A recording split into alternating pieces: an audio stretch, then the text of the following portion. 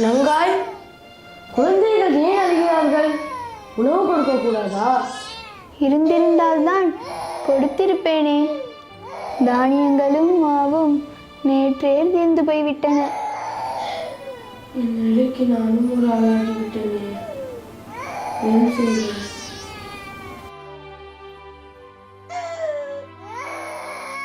ஐயனே, நான் ஒரு யோசனை சொல்லட்டுமா? சொல்லுங்காய். நீ சொல்லும் யோசனையல்லாவது நம் குழந்தைகளின் பசி நீங்கட்டும். கொல்லிமலை அரசர் பல்விலோரியிடம் சென்று கண்டு வாருங்கள். அள்ளி கொடுக்கும் வள்ளல் என்று எல்லோரும் கூறுகிறார்களே. ஆம், நானும் கேள்விப்பட்டிருக்கிறேன். வீரத்திலும் கொடைத்திரத்திலும் சிறந்தவர் என்று. நங்காய், சிறந்த யோசனை சொன்னாய். இதோ இன்றைக்கே புறப்படுகிறேன். சென்று வாருங்கள். தாங்கள் வரும் வழி நோக்கி எங்களது விழிகள் பார்த்திருக்கும். வாழிய மன்னர்! மன்னா, இசைப்பான ஒருவர் உங்களை காண வேண்டும் என்று வாயிலில் காத்துக் கொண்டிருக்கிறார். அப்படியா? அவரை தடுக்காதீர்கள், உடனே அனுமதியுங்கள். உத்தரவு மன்னா.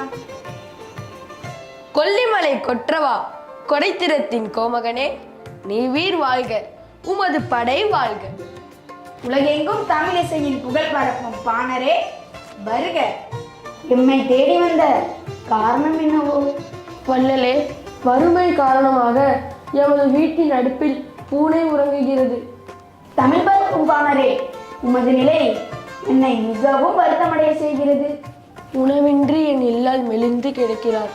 பிள்ளைகளோ காற்றை உண்டு கண்ணில் உயிரை தேக்கியபடி இருக்கின்றனர் மன்னா. கலக்கம் வேண்டாம் பாணரே, உமது வறுமையை போக்குவது என் பொறுப்பு.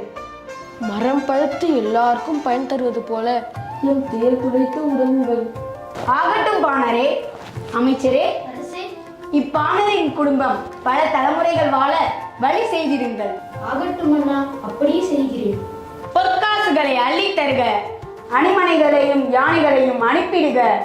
பற்பல பரிசுகளை பெட்டி பெட்டியாக நிறைத்து அனுப்பிடுங்கள். ஆகட்டும் மன்னா, அப்படியே செய்கிறேன். கற்ற கல்வி அறியாமையை நீக்குவது போல உற்ற துயத்துடைக்கும் வள்ளலே, உமது குன்றா புகழ் கொடை பண்பு ஓங்குக.